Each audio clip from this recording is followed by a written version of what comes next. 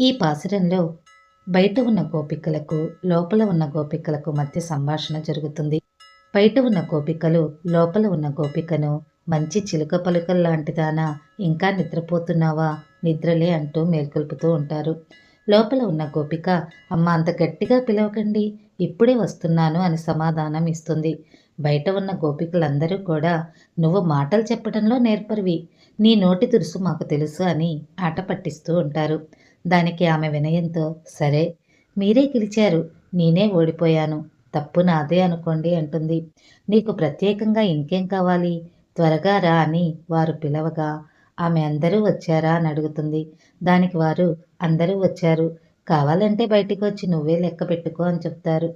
వారందరూ లోపలి గోపికతో, కువలయపీడము అనే ఏనుగును చంపినవాడు, శత్రువుల గర్వాన్ని అణిచినవాడు, మాయావి అయిన శ్రీకృష్ణుని కీర్తించటానికి త్వరగా రా, మనం అందరం కలిసి వ్రతం ఆచరిద్దామంటూ గోపికలు పిలుస్తున్నారు.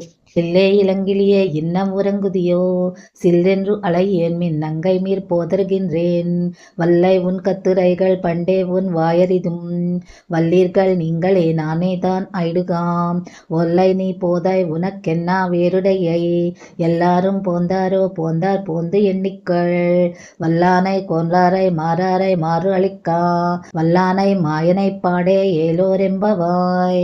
ఆండాళ్ తల్లి 15వ పాసురంలో భక్తుల మధ్య ఉండవలసిన వినయ విధేయతలను గురించి వివరించింది.